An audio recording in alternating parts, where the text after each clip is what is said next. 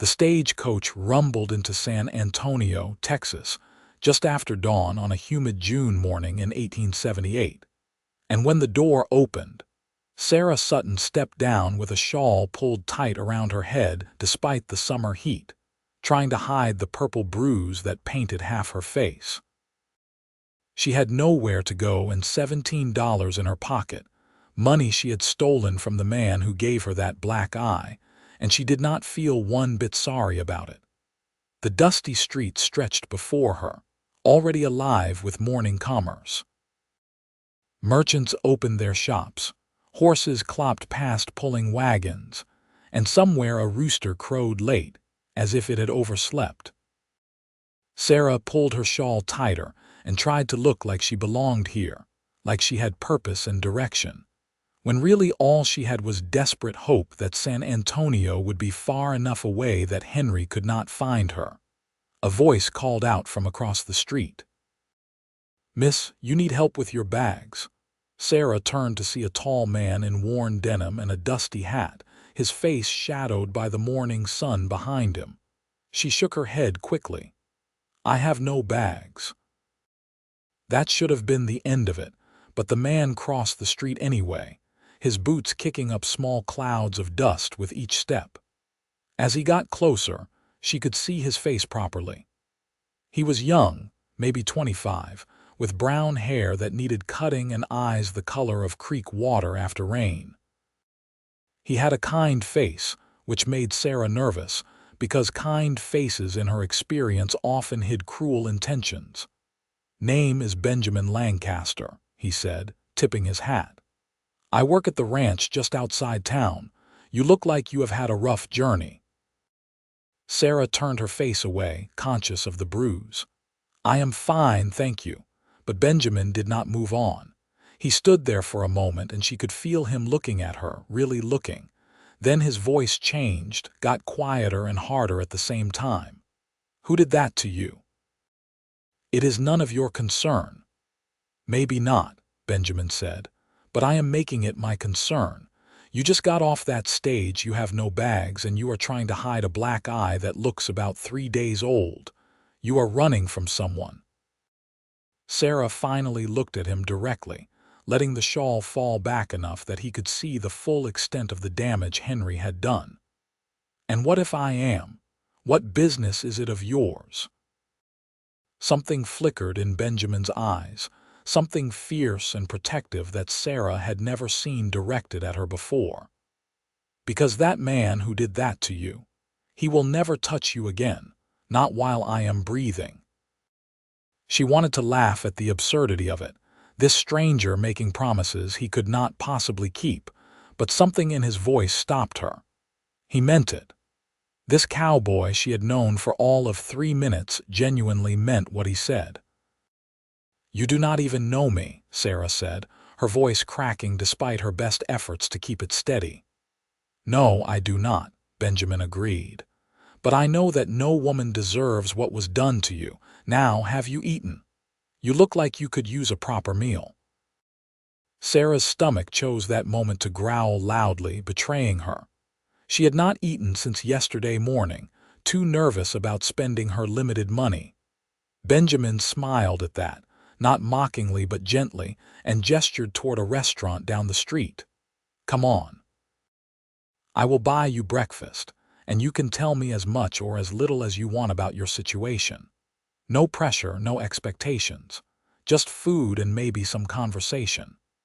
Every instinct Sarah had developed over the past 3 years told her to refuse, to walk away, to trust no man ever again. But she was hungry and tired and so desperately alone, and something about Benjamin Lancaster felt different. So she nodded. They sat in the corner of a small restaurant, and Benjamin ordered enough food for 3 people. Eggs and bacon, biscuits with gravy, fried potatoes, and coffee so strong Sarah could smell it from across the table. When it arrived, she tried to eat slowly, tried to maintain some dignity, but hunger won out and she ate like a woman starving, which she nearly was. Benjamin ate his own meal and did not comment on her appetite, which Sarah appreciated. When she finally slowed down, he poured her more coffee and leaned back in his chair. "So," he said, "what is your name?" "Sarah Sutton. Pretty name." "Where are you from, Sarah Sutton?" She hesitated. "Austin. I lived there the past 3 years. And the man who did that to your face, he in Austin." Sarah wrapped her hands around the coffee cup, needing something to hold on to. "I hope so. I hope he never thinks to look for me here." "Husband? No, thank God. I never married him, though he wanted me to. He said he loved me." She laughed bitterly. "Funny how men like that define love." Benjamin's jaw tightened. "Not all men define it that way." "Maybe not, but enough do that it is hard to tell the difference." They sat in silence for a moment. Outside, San Antonio was waking up fully now. More people on the streets, more noise, more life. Sarah watched it all through the window and wondered if she had made a terrible mistake coming here. San Antonio was not that far from Austin. If Henry really wanted to find her, he could. "I need to find work," Sarah said suddenly. "And a place to stay. Do you know anywhere that might be hiring? I can clean, cook, so I am a hard worker." Benjamin thought about it. "The ranch where I work, the owner's wife has been looking for help around the house. Her arthritis has been bad lately and she has trouble with some of the heavier chores. Pay would not be much, but it would come with room and board." "Truly?" Hope flared in Sarah's chest, almost painful in its intensity. "Truly. The Langleys are good people, Mrs. Langley especially.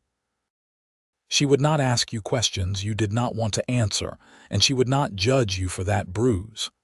Sarah felt tears prick at her eyes and blinked them back furiously. She had cried enough over Henry. She would not cry anymore, not even tears of relief. "When could I meet her?" "I am heading back to the ranch after I finish a few errands in town. You could come with me, meet her today if you want." It felt too easy, too good to be true. Sarah had learned that when things seemed too good to be true, they usually were, but what choice did she have? She could not sleep on the street, and her $17 would not last long. "All right," she said. "I will come." They finished their coffee and Benjamin paid the bill despite Sarah's weak protest that she could pay for herself. Then they walked through San Antonio together, Benjamin stopping occasionally to pick up supplies. A bag of flour here, some nails there, a new harness strap for one of the horses. He introduced Sarah to the shopkeepers they encountered, and she was struck by how well-liked he seemed to be. People smiled when they saw him, asked how he was doing, joked with him about this or that. "How long have you lived here?" Sarah asked as they made their way to the livery where Benjamin had left his horse. "All my life. Born right here in San Antonio. My parents had a small farm north of town, but they both died when I was 17. Fever took them within a week of each other. The Langleys took me in, gave me work, treated me like family. I have been with them 8 years now. I am sorry about your parents." Benjamin shrugged, but she could see old grief in his eyes. "It was a long time ago. Still miss them, though. Guess you never stop missing people you love, no matter how much time passes." They reached the livery and Benjamin saddled his horse, a sturdy bay gelding with intelligent eyes. He loaded his supplies, then turned to Sarah. "You ever ridden a horse?" "A few times, but not often." "Well, the ranch is about 5 miles out. We can ride double if you do not mind. Otherwise, I can see about renting you a horse, but that seems a waste of money." The thought of sitting that close to a man, any man, after Henry made Sarah's skin crawl. But she looked at Benjamin, really looked at him, and tried to see any sign of the predator Henry had been. She saw only kindness and patience. "I do not mind," she said quietly. Benjamin mounted first, then reached down to help pull her up behind him. Sarah settled onto the horse's back, acutely aware that she had to hold onto Benjamin to stay balanced. She placed her hands lightly on his waist, keeping as much distance as she could. They rode out of San Antonio at an easy pace, Benjamin pointing out landmarks as they went. There was the creek where he used to fish as a boy. There was the old mission where his parents were buried. There was the oak tree that had been struck by lightning 2 summers ago, but kept on growing anyway. Sarah listened and watched the landscape change from town to open country, and slowly felt some of the tension leave her shoulders. The Langley Ranch came into view over a small rise. It was not a grand place, but it was clearly well maintained. A sturdy house with a wide porch, a large barn, several outbuildings, and endless fences marking pastures where cattle grazed. Chickens scratched in the yard and a dog came running up to greet them, tail wagging furiously. "That is Rufus," Benjamin said. "Friendly as they come. Mr. Langley says he is the worst guard dog in Texas, but we keep him around anyway." Sarah smiled despite herself as the dog jumped and spun in circles around the horse. Benjamin dismounted first, then helped her down. Her legs felt shaky from the ride and she stumbled slightly. Benjamin steadied her with a hand on her elbow, then let go immediately once she had her balance. "Wait here," he said. "I will go get Mrs. Langley." He disappeared into the house and Sarah stood in the yard, feeling suddenly nervous. What if Mrs. Langley took one look at her and decided she did not want a woman with a black eye working in her home? What if she asked questions Sarah did not want to answer? What if she sent her away? But when Benjamin emerged from the house with an older woman beside him, all of Sarah's fears quieted a little. Mrs. Langley was in her 50s, with gray streaked hair pulled back in a practical bun, and a face that had been weathered by sun and wind into something both tough and gentle. She walked with a slight limp, favoring her right leg, and when she got close enough to see Sarah's face clearly, her expression shifted into something fierce. "Benjamin told me you are looking for work," Mrs. Langley said without preamble. "He also told me you are running from a man who hurt you." "That true?" Sarah was taken aback by the directness but appreciated it. "Yes, madam. This man, he likely to come looking for you here. I do not know. I hope not. I did not tell anyone I was leaving, did not tell anyone where I was going, but I cannot be certain." Mrs. Langley nodded slowly.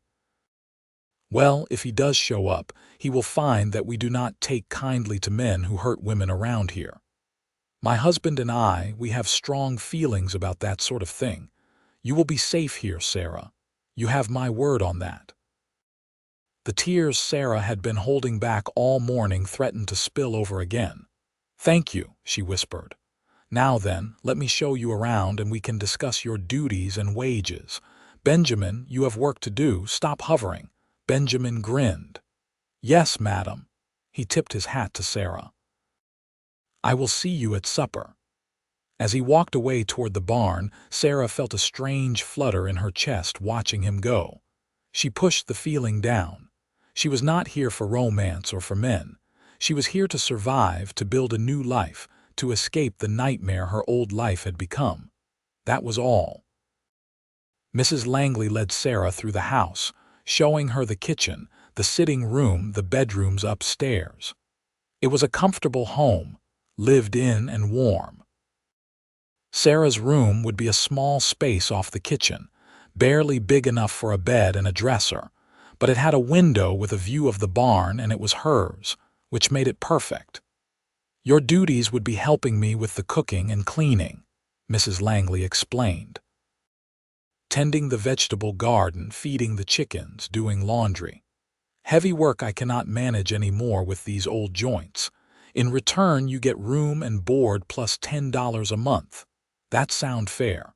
$10 a month was not much, but Sarah would have done it for half that. More than fair. "Thank you, Mrs. Langley. Call me Dorothy. And you start tomorrow. Today you rest and settle in. You look like you could use a good rest."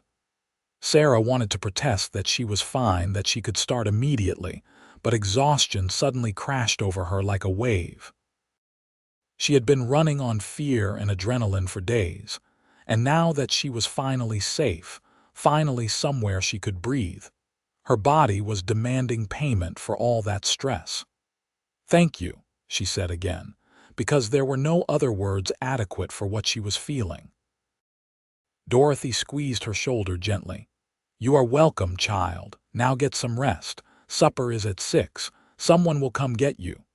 Sarah retreated to her small room and closed the door. She sat on the bed, testing its softness, then lay back and stared at the ceiling. She was in San Antonio, Texas. She was away from Henry. She had a job and a place to live. She was safe. For the first time in longer than she could remember, Sarah Sutton believed that might actually be true.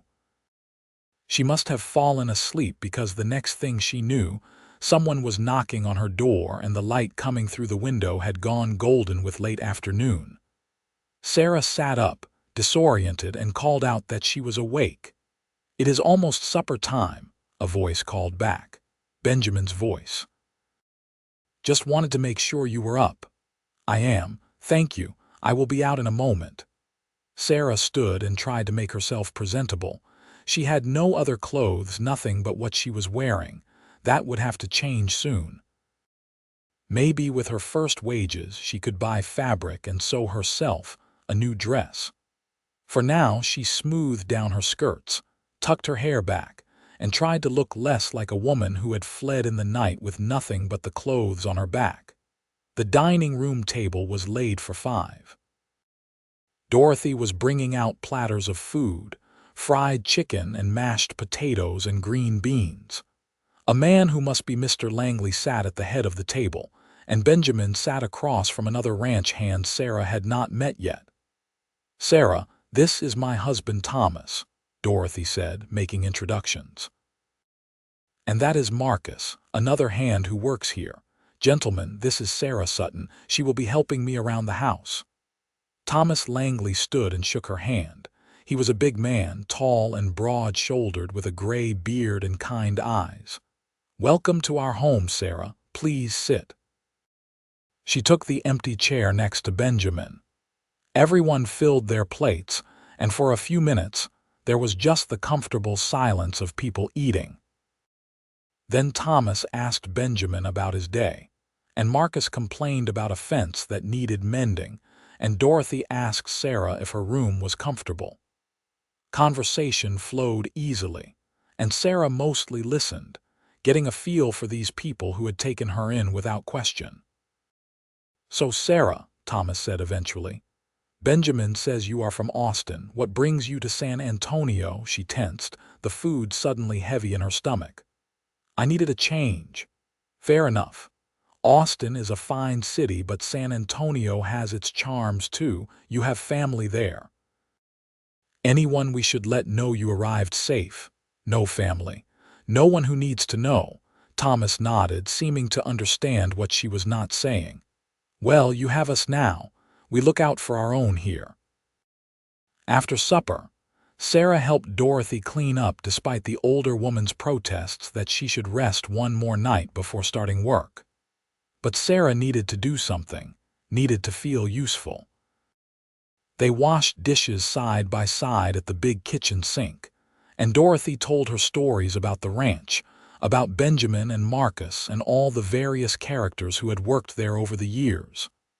"Benjamin is a good man," Dorothy said, apropos of nothing. "Best worker we have ever had. Loyal, honest, hardworking. He would do anything for people he cares about." Sarah rinsed a plate. "He seems very kind." "He is, but he is careful too. Got his heart broken a few years back by a girl who decided ranch life was not for her. She left for Dallas and married a banker. Benjamin has not courted seriously since. I think he is waiting for the right woman, someone who understands this life." Sarah was not sure why Dorothy was telling her this, but she did not comment. She was not here to be anyone's right woman. She was here to escape and survive. That night, lying in her small room listening to the unfamiliar sounds of the ranch settling down for sleep, Sarah thought about Benjamin's promise. "That man will never touch you again. It should have sounded foolish, the kind of thing men said to sound brave. But Benjamin had not said it to sound brave. He had said it like it was a simple fact, like he was commenting on the weather or the time of day.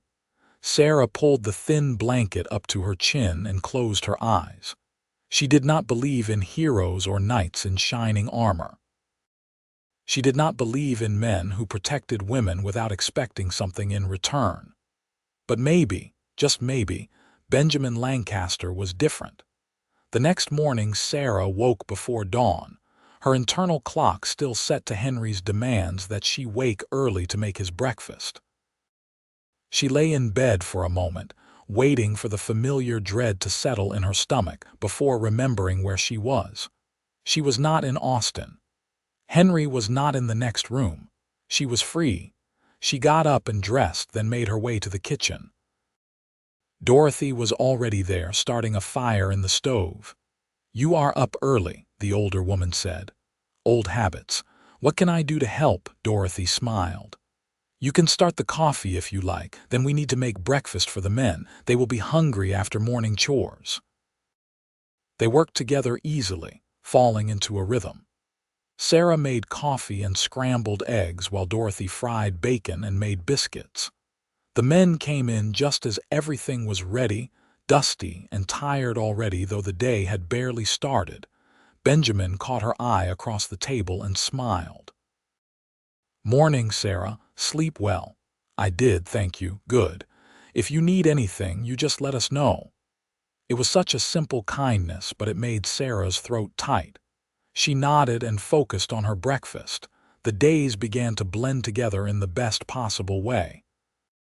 Sarah fell into the routine of ranch life. She cooked and cleaned, tended the garden and fed the chickens, did laundry and mended clothes.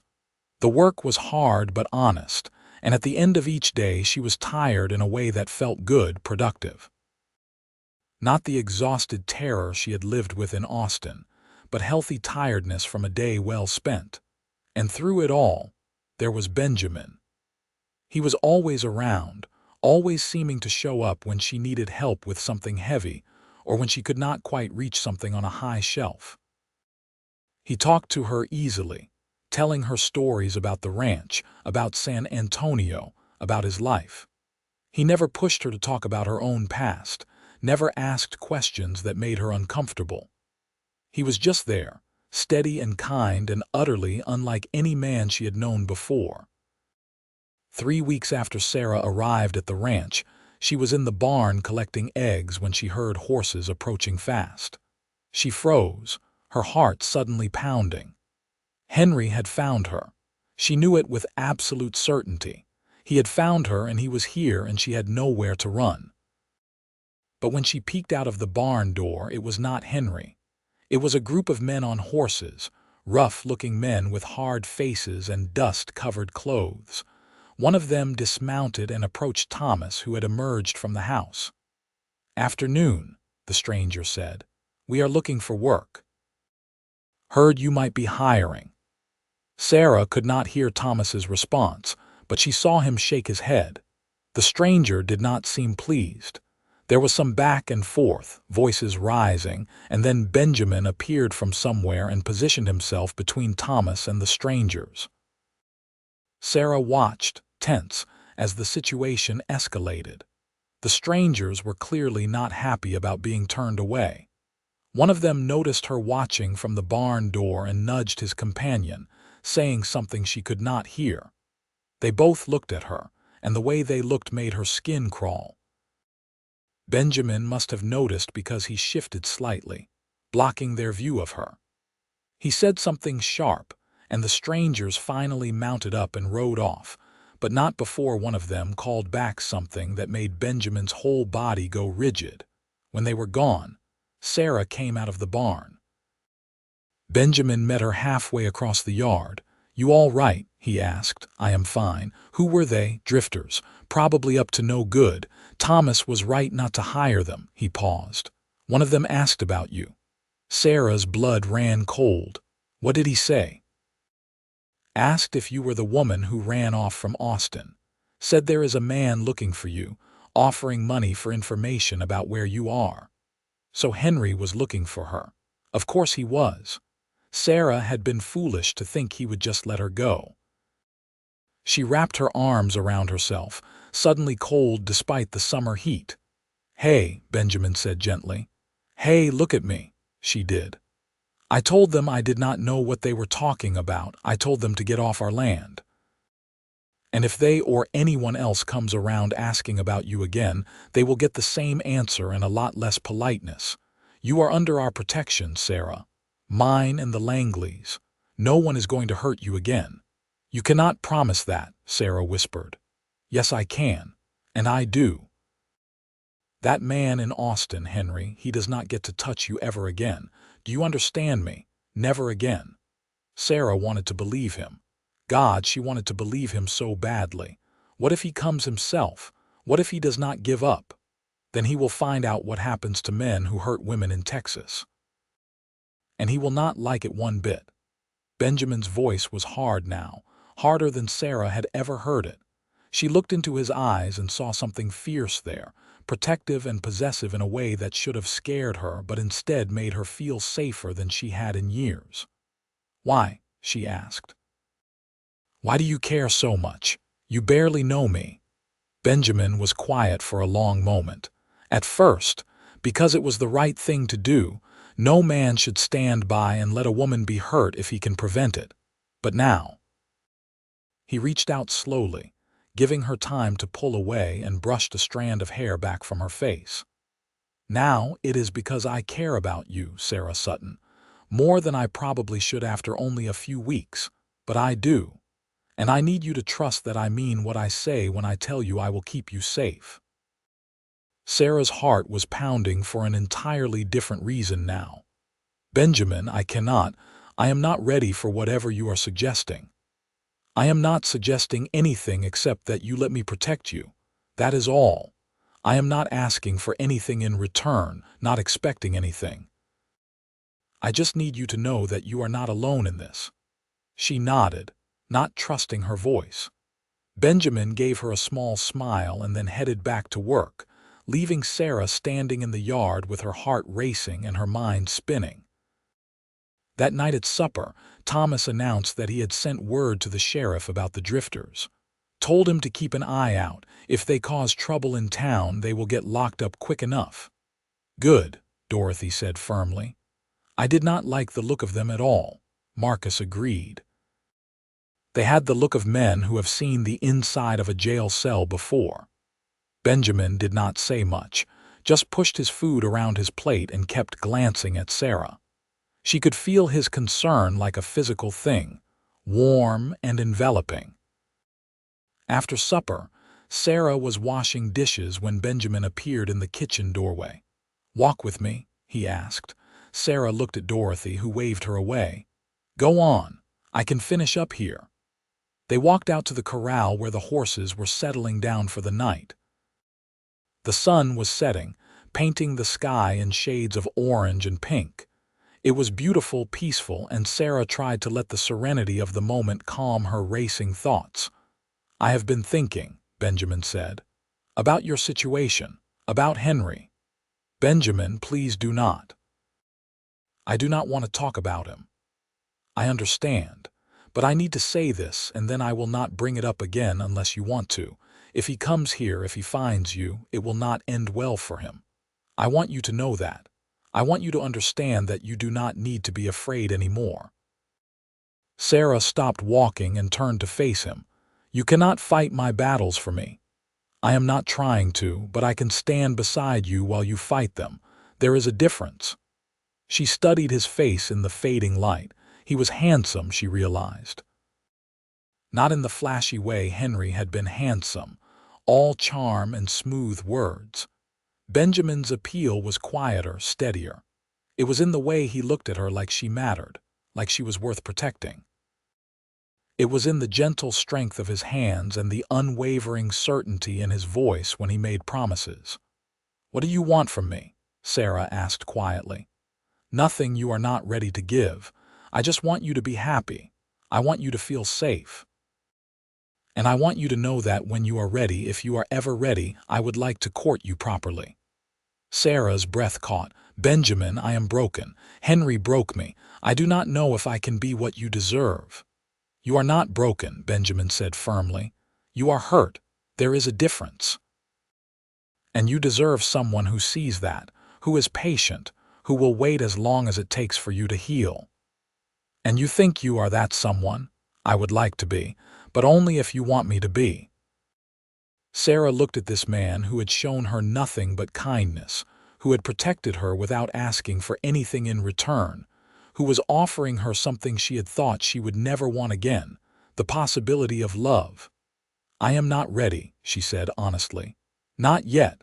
I know." "That is all right, I can wait. It might be a long wait," Benjamin smiled. "I am patient."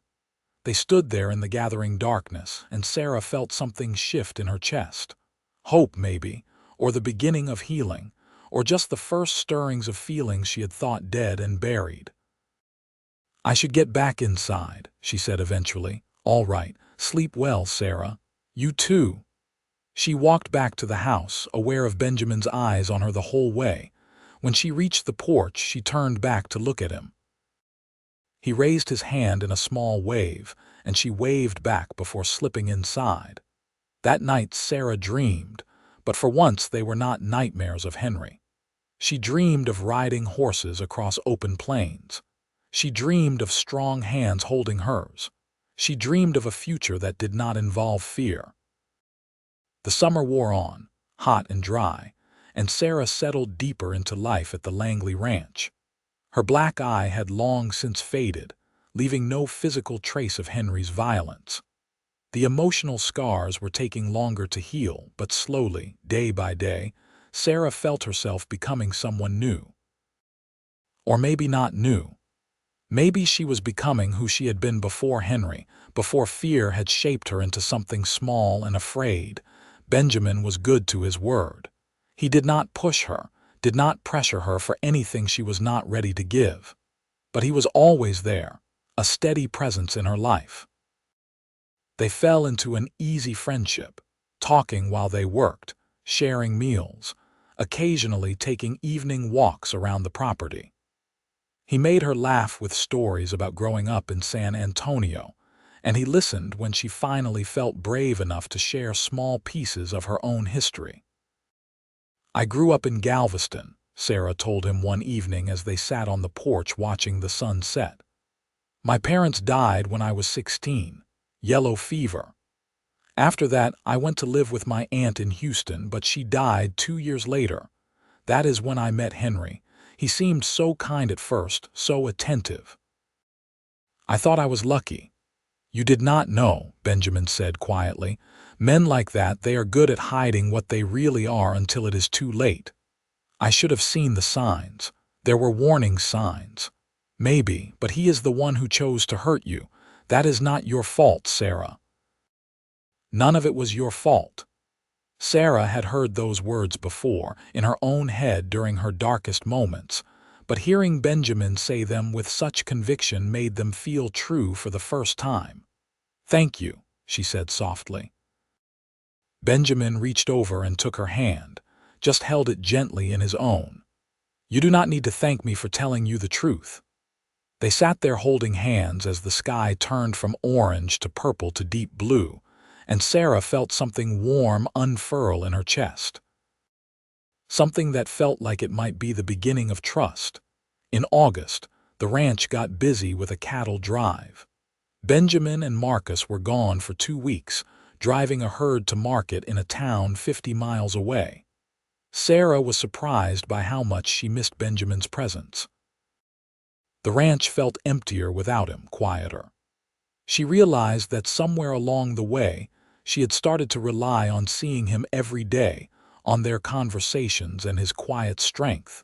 When he finally returned, dusty and tired and grinning, Sarah had to restrain herself from running to greet him. Instead, she stood on the porch and waved, trying to look casual even though her heart was racing. Benjamin dismounted and walked over to her. "Did you miss me?" "The ranch was certainly quieter without you," Sarah said, trying to sound prim. "That is not what I asked." She looked at him, at his sun-weathered face and hopeful eyes, and decided to be honest. "Yes, I missed you." His grin widened. "Good, because I missed you too, thought about you every day I was gone." "Did you?" "I did. Thought about how when I got back, I might ask if you would let me take you into town on Saturday. There is a dance at the church. Nothing fancy, just the community getting together. I thought you might enjoy it." Sarah's instinct was to say no. The idea of being in a crowd of strangers made her nervous. But then she thought about how much she had changed in the 3 months since arriving at the ranch. She was not the same terrified woman who had stepped off that stagecoach. She was stronger now, braver. And she wanted to keep moving forward, not backward. "I would like that," she said. Benjamin's whole face lit up. "Truly, truly. But I will need to make myself a new dress. I cannot go to a dance in my work clothes. Dorothy has been saving fabric for you. She mentioned it while we were gone. Said she thought you might be ready for something like this soon." Of course, Dorothy had known. The older woman seemed to have an uncanny ability to read Sarah's heart better than Sarah herself could. On Saturday evening, Sarah put on the new dress she had sewn, a simple blue cotton that matched her eyes. Dorothy helped her pin up her hair, and when Sarah looked at herself in the small mirror, she barely recognized the woman looking back. She looked happy. The realization was startling. Benjamin was waiting by the wagon, freshly shaved and wearing clean clothes. His eyes widened when he saw her. "You look beautiful," he said. Sarah blushed. "Thank you. You look very handsome yourself." The ride into San Antonio was pleasant, the evening air finally cooling after the heat of the day. They talked easily about nothing important, and Sarah felt herself relaxing into the moment. When they arrived at the church, she could hear music already playing, fiddles and guitars creating a lively melody. Benjamin helped her down from the wagon and offered his arm. "Ready?" Sarah took his arm and nodded. "Ready." The church hall was full of people, dancing and laughing and enjoying the summer evening. Benjamin introduced her to what felt like half of San Antonio, and everyone was welcoming and kind. No one stared at her or asked intrusive questions. They just accepted her as Benjamin's companion and made her feel welcome. When the music shifted to something slower, Benjamin turned to her. "Would you like to dance?" Sarah's heart jumped. "I am not sure I remember how. I will teach you. It is easy, I promise." He led her to the dance floor and placed one hand on her waist, keeping his touch light and respectful. Sarah put her hand on his shoulder and he took her other hand in his. They began to move, slowly at first while Sarah remembered the steps, then more smoothly as muscle memory took over. "You are doing great," Benjamin said, smiling down at her. "I had forgotten how nice this is, dancing, being around people, feeling normal." "You are more than normal, Sarah Sutton. You are extraordinary." She looked up at him, at the sincerity in his eyes, and felt her last defenses start to crumble. She was falling for this man. It terrified her and thrilled her in equal measure. They danced for several songs, then took a break to get some punch. Sarah was laughing at something Benjamin said when she felt eyes on her. She turned and her blood turned to ice. Henry was standing in the doorway. He looked older than she remembered, harder. His eyes scanned the crowd and then locked on her, and Sarah saw rage flash across his face. He started moving toward her, pushing through the crowd. "Sarah, what is wrong?" Benjamin followed her gaze and his expression went hard. "Is that him?" She could only nod, frozen with fear. Henry was getting closer, his face twisted with anger. "Stay here," Benjamin said and stepped in front of her. Henry reached them, breathing hard. "Sarah, I have been looking everywhere for you." "She does not want to talk to you," Benjamin said, his voice calm but firm. "Leave now." "Who the hell are you?" "Sarah, who is this?" "I said leave." Benjamin did not raise his voice, but there was steel in it now. "Sarah is my woman," Henry spat. "She ran off and I have come to take her home." "I am not your woman," Sarah said, finding her voice. She stepped forward, standing beside Benjamin instead of behind him. "I left because you hurt me. Because I was afraid you would kill me. I am never going back to you, Henry. Never. You stole from me," Henry snarled. $17. I could have you arrested." "Try it," Benjamin said. "Go to the sheriff and explain how your woman ran off with money she stole. I am sure he will be very interested to hear why she felt the need to run." Several other men had noticed the commotion and were moving closer. Sarah recognized Thomas and Marcus among them. They flanked Benjamin, presenting a united front. Henry looked around at all the hard faces surrounding him and seemed to realize he was outnumbered. "This is not over," he said to Sarah. "You belong to me." "No," Sarah said, and her voice was strong, not shaking despite her fear. "I belong to myself, and you will never touch me again." Henry lunged forward as if to grab her, but Benjamin was faster. He caught Henry's arm and twisted it, forcing him to his knees. The movement was smooth, practiced, not overly violent but utterly effective. "I told you to leave," Benjamin said quietly. "I will not tell you again. If you come near Sarah again, if you so much as think about her, you will answer to me. And trust me when I say you do not want that. Do we understand each other?" Henry struggled, but Benjamin's grip was iron. Finally he nodded. "Say it," Benjamin ordered. "I understand," Henry ground out. Benjamin released him and Henry scrambled to his feet. He looked at Sarah one more time, and she met his gaze steadily, refusing to show fear. Then he turned and left, pushing his way through the crowd and disappearing into the night. Sarah's legs suddenly felt weak. Benjamin caught her as she swayed and guided her to a chair. The crowd was dispersing now that the excitement was over, people returning to their dancing and conversations. "Are you all right?" Benjamin knelt in front of her, his hands gentle on hers. "I think so. I cannot believe he found me. He is gone now, and he will not be back. I meant what I said. If he comes near you again, he will regret it." Thomas appeared with a glass of water and Sarah drank it gratefully. "We should get the sheriff involved," Thomas said. "Make an official complaint. That way if Henry does try anything, there is already a record." "Good idea," Benjamin agreed. He looked at Sarah. "Is that all right with you?" Sarah nodded. The idea of telling the sheriff, of making it official, was intimidating but necessary. Henry needed to understand that she was serious, that she had people protecting her now. They left the dance early and went to find the sheriff. He listened to Sarah's story with a grave expression, took notes, and promised to keep an eye out for Henry in town. "If he is smart, he will head back to Austin and leave you be," the sheriff said. "But just in case, I will make sure my deputies know to watch for him. And if he does come back, you let me know immediately." "Thank you, Sheriff," Sarah said. On the ride back to the ranch, Sarah was quiet, processing everything that had happened. Benjamin did not try to force conversation, just drove the wagon and let her think. "I was so scared," Sarah said finally.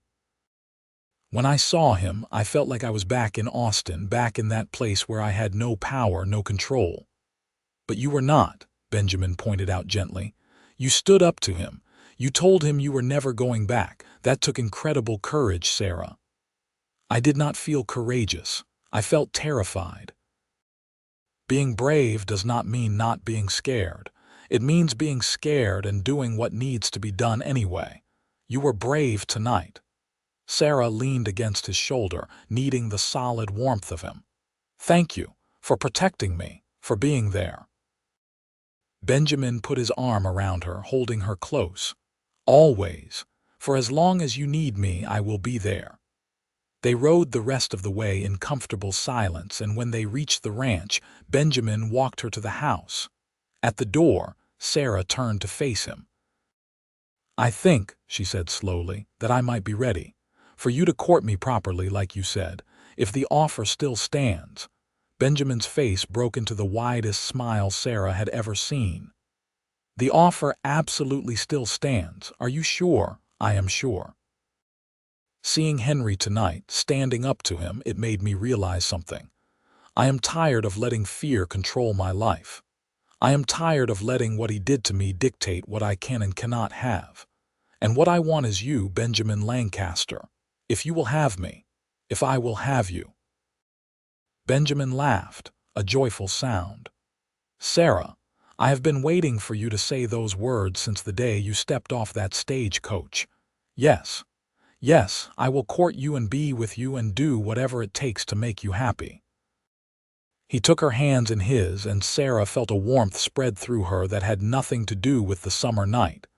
This was happiness, she realized. Real, genuine happiness. And for the first time since she could remember, she was not afraid of it. "Can I kiss you?" Benjamin asked softly. "You can say no. I will not be offended." Sarah thought about it. She had been so afraid of physical touch for so long, had associated it with pain and control.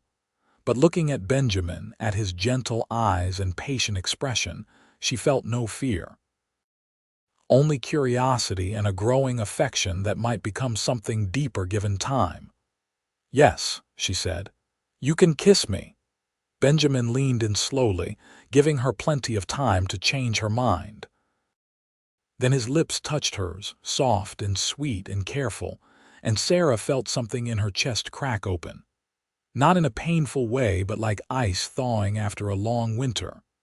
She kissed him back, tentative at first, then more confidently. When they pulled apart, both of them were smiling. "That was nice," Sarah said, a little breathless. "It was," Benjamin agreed. "Can I do it again?" she laughed. "Maybe tomorrow. I think I have had enough excitement for one night."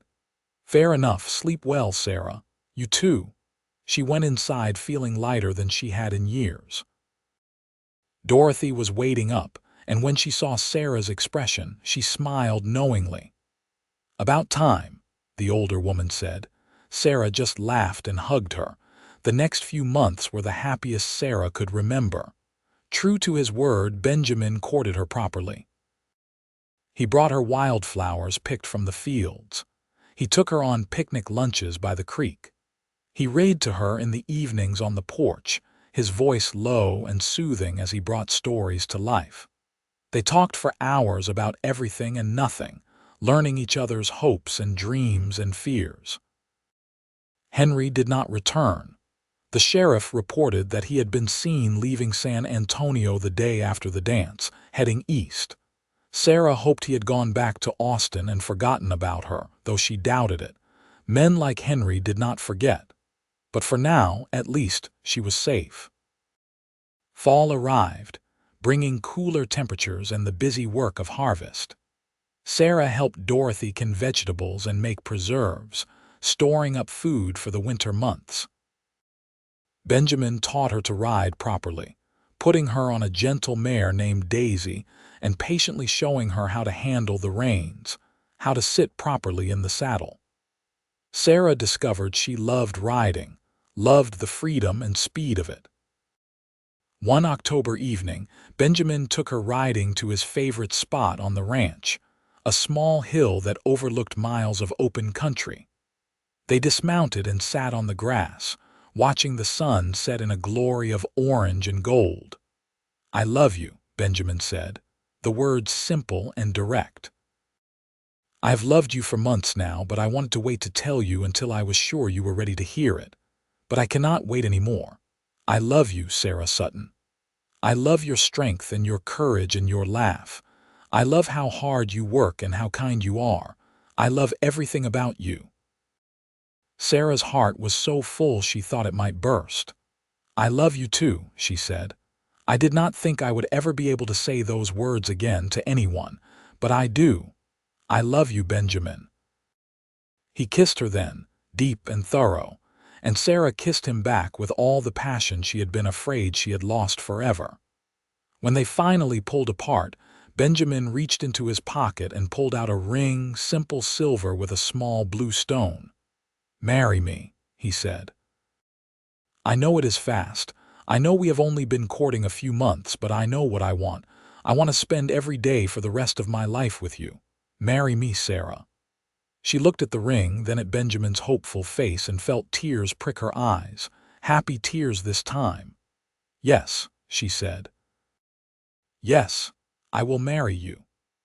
Benjamin slipped the ring onto her finger and it fit perfectly. Then he pulled her into his arms and held her tight, and Sarah felt like she had finally come home. They were married in November, on a crisp fall day with clear blue skies. The ceremony was held at the same church where they had gone to the dance, and it seemed like all of San Antonio turned out to celebrate with them. Sarah wore a white dress that Dorothy had helped her sew, and Benjamin wore his best suit. Thomas walked Sarah down the aisle, and Dorothy cried happy tears throughout the ceremony. When the preacher pronounced them husband and wife, Benjamin kissed Sarah in front of everyone, and the church erupted in cheers and applause. At the reception afterward, they danced and ate and celebrated until late into the night. Sarah had never been so happy in her entire life. The Langleys had given them a wedding present, a plot of land adjacent to the main ranch where they could build their own house. Benjamin had already started construction with help from Marcus and some of the other ranch hands. It would be small but sturdy, with 2 bedrooms and a wraparound porch. Their own home. In the meantime, they moved into Benjamin's old room in the bunkhouse, which was private enough. On their wedding night, Sarah was nervous. She had only ever known physical intimacy as something painful, something to be endured. But Benjamin was patient and gentle, taking his time, making sure she was comfortable every step of the way.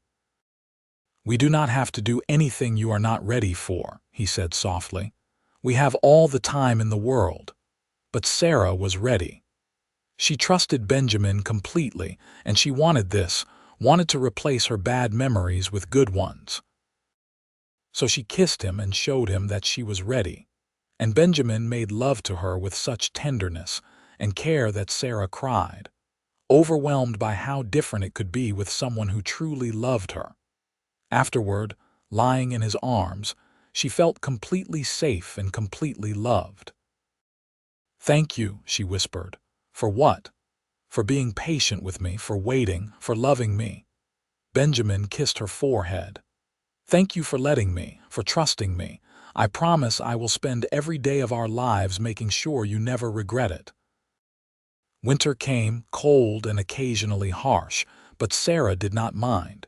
She was warm in Benjamin's arms, happy in their growing home. The house was finished by January and they moved in with great excitement. It was not much, but it was theirs. Sarah planted curtains in the windows and filled the rooms with small touches that made it home. She continued working for Dorothy part-time, now more as a companion than an employee. The 2 women had become close friends, and Sarah valued Dorothy's wisdom and kindness. Thomas treated Benjamin like the son he never had, and the 4 of them often shared meals together, laughing and talking long into the evening. In spring, Sarah discovered she was pregnant. She was terrified at first, afraid she would not be a good mother, afraid something would go wrong. But Benjamin was thrilled and his joy was infectious. He fussed over her constantly, making sure she was not working too hard, bringing her anything she wanted.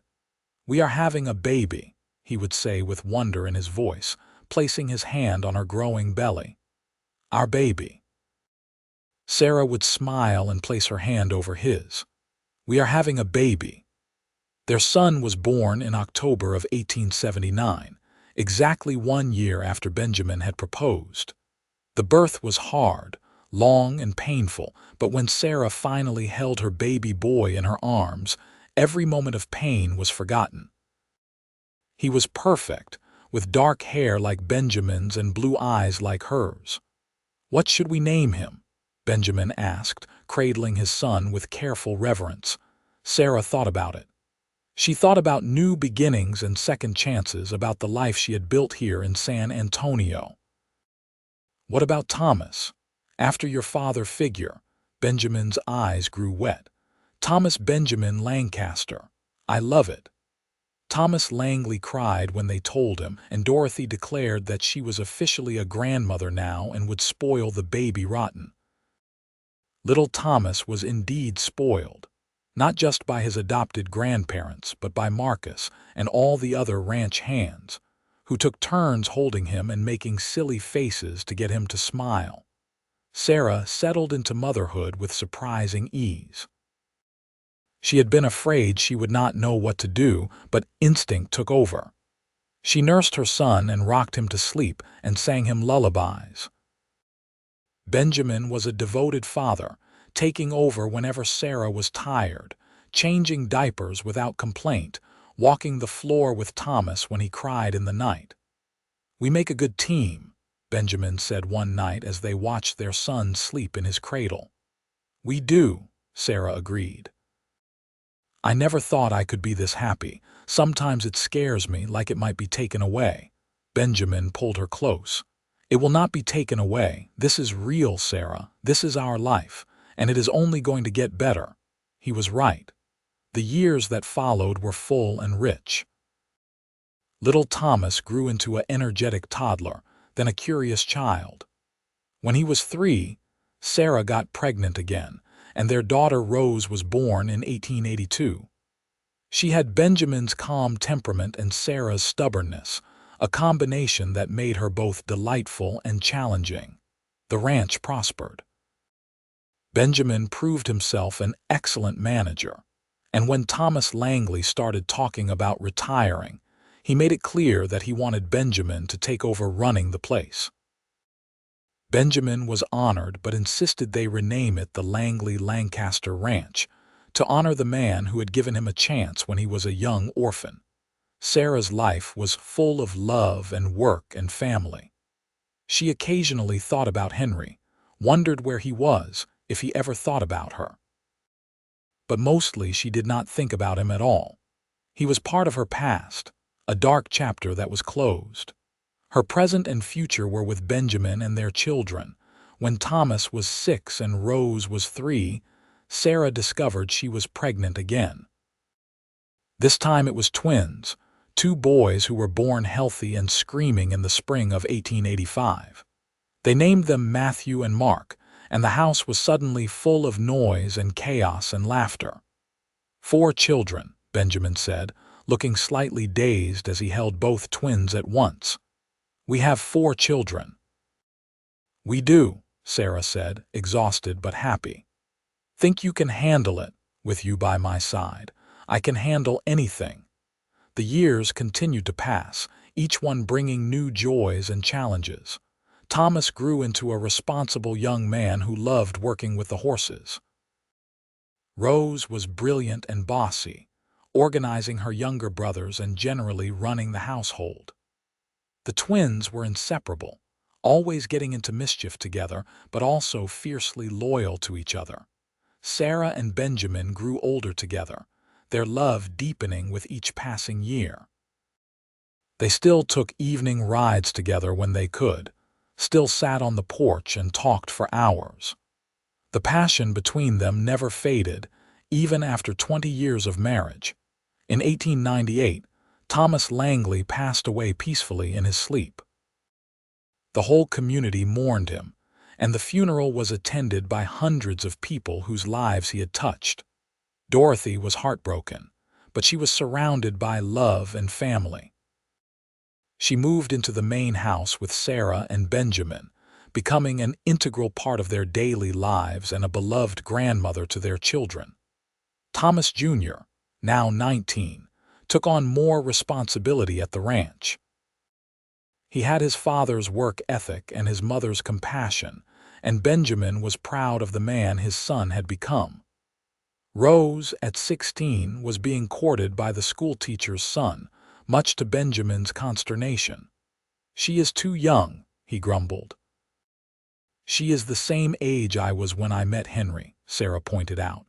but she is also much wiser. We raised her to know her worth, to not settle for anyone who does not treat her with respect.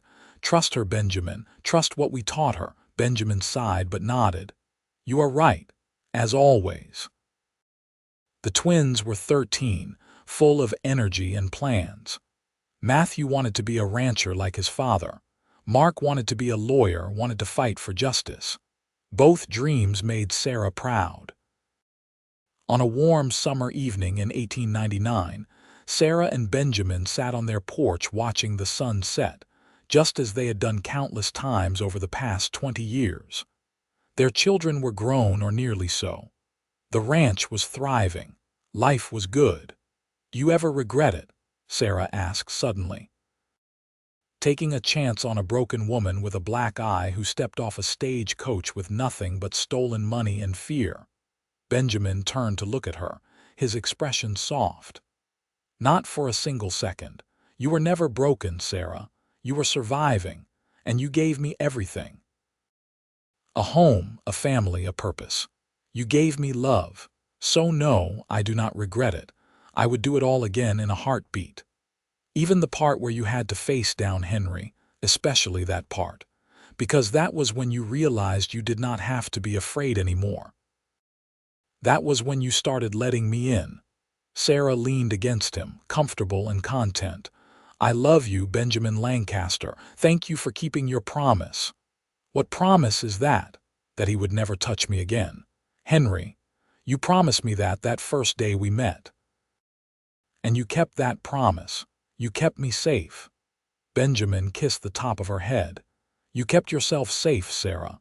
You were the one who ran, who found the courage to leave. I just made sure you did not have to face it alone." They sat together as the stars came out, their hands intertwined, their hearts full. Sarah thought about the terrified woman she had been when she arrived in San Antonio all those years ago. That woman would not recognize her now, strong and confident and surrounded by love. "Tell me something," Benjamin said. "If you could go back and talk to yourself on that day you arrived, what would you say?" Sarah thought about it. "I would tell her that it gets better, that the pain does not last forever, that there is a man waiting for her who will show her what real love looks like, and that she will build a life more beautiful than she ever imagined. I would tell her to be brave, because the best parts of her life are still ahead of her." "That is beautiful," Benjamin said softly. "It is also true. You gave me that, Benjamin. You and this place and our family. You gave me a life worth living." "We gave each other that," Benjamin corrected. "I was just going through the motions before you arrived. You taught me what it meant to really live, really love. We saved each other." The years continued to flow by like a river, steady and sure. Rose married the schoolteacher's son in a beautiful ceremony, and 2 years later made Sarah and Benjamin grandparents. Thomas Jr. married a girl from a neighboring ranch, and soon they had children too. The twins both went off to college, Matthew returning to help run the ranch, Mark setting up a law practice in San Antonio. Dorothy passed away peacefully in 1905, surrounded by the family she loved. She was buried next to Thomas, and the whole town mourned the loss of a woman who had touched so many lives with her kindness and wisdom. Sarah missed her terribly, but she took comfort in knowing that Dorothy had lived a full and happy life, that she had been loved until the very end. And she had left behind a legacy of love that continued in Sarah and Benjamin's family, in the way they raised their children to be kind and strong and compassionate. As Sarah and Benjamin entered their later years, they slowed down but never stopped. Benjamin still worked the ranch every day, though he left more of the heavy lifting to his sons. Sarah still kept the house and tended her garden, though her grandchildren were now old enough to help. They watched their family grow and expand, welcoming new grandchildren regularly. On their 40th wedding anniversary in 1919, their children threw them a huge party. The whole town came to celebrate, and there were speeches and toasts and dancing. Sarah, now 59 and still beautiful despite the silver in her hair, danced with Benjamin under the stars just as they had at that church dance so many years ago. 40 years, Benjamin said wonderingly.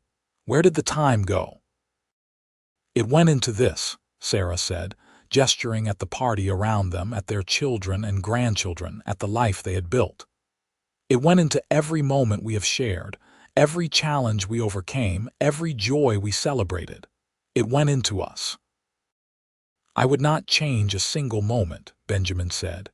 Not even the hard parts, not even those. Because they made us who we are. They gave us this. They danced until late in the night, surrounded by love and laughter, and Sarah thought about that promise Benjamin had made so long ago. That man will never touch you again. He had kept that promise and so many others. He had given her safety and love and a family. He had given her a life beyond her wildest dreams. As they grew older still, into their 70s and then their 80s, Sarah and Benjamin remained devoted to each other. They sat on their porch every evening, holding hands and watching the sun set. They told stories to their grandchildren and great-grandchildren about the old days, about how they met, about building the ranch. Tell us again about when grandmother arrived. The youngest great-grandchildren would beg, and Sarah and Benjamin would share a look and smile. Your grandmother stepped off a stagecoach with nothing but courage, Benjamin would begin, and Sarah would continue the story, editing it slightly for young ears but keeping the essential truth. That she had been afraid and hurt and lost, and that she had found safety and healing and love. Benjamin passed away peacefully in his sleep in 1931, at the age of 78. Sarah was beside him when he went, holding his hand just as she had held it for 52 years of marriage. Her heart broke, but it was also full of gratitude for the life they had shared. She lived for 5 more years after Benjamin died, surrounded by her children and grandchildren and great-grandchildren. She told stories about Benjamin, kept his memory alive, and found comfort in knowing that their love had created something lasting. On a warm summer evening in 1936, Sarah Sutton Lancaster passed away quietly in the house Benjamin had built for her, the house where they had raised their family and built their life. She was 86 years old and had lived a life beyond measure. At her funeral, her eldest son Thomas stood and told the gathered crowd about his mother's courage, about how she had arrived in San Antonio with nothing and built everything. He told them about her strength and her kindness, about how she had taught them all what it meant to love fiercely and protect the vulnerable. My mother once told me, Thomas said, his voice thick with emotion, that the day she met my father was the day her life truly began. That he promised her she would never be hurt again, and that he kept that promise every day of their marriage. But she also said that she saved herself, that my father just gave her a safe place to heal. I think the truth is they saved each other. And in doing so, they gave all of us this legacy of love that will continue long after they are both gone. Sarah was buried next to Benjamin in the small cemetery on the ranch, under a tree they had planted together 40 years earlier. On her headstone, their children had inscribed, "Beloved wife, mother, grandmother, she arrived afraid and left loved. 1850–1936. And so ended the story of Sarah Sutton, who arrived in San Antonio with a black eye and $17, and found a cowboy who kept his promise, who loved her fiercely, who gave her a life of joy and purpose. She had survived and healed and thrived, had built a family and a legacy that would continue for generations. She had proven that the past did not define the future, that courage and love could overcome even the darkest circumstances. The ranch continued on, run by Thomas and his children, and then their children after them. The story of how it all began, of Sarah and Benjamin and that fateful day in 1878, was passed down through the generations. A reminder that love could heal, that promises kept mattered, that choosing kindness and courage could change everything. And on warm summer evenings, if you sat very quietly on that wraparound porch Benjamin had built so long ago, you could almost hear their voices on the wind, still talking and laughing together, still deeply in love even after death could not part them. Their story had ended, but their love lived on, woven into every beam of the house, every fence post on the ranch, every child and grandchild who carried their legacy forward. It was a love story for the ages, born in the wild west of Texas, nurtured through trials and triumphs, and lasting beyond time itself. And it all began with a simple promise from a cowboy to a frightened woman: that man will never touch you again. A promise kept, a life transformed, a love eternal.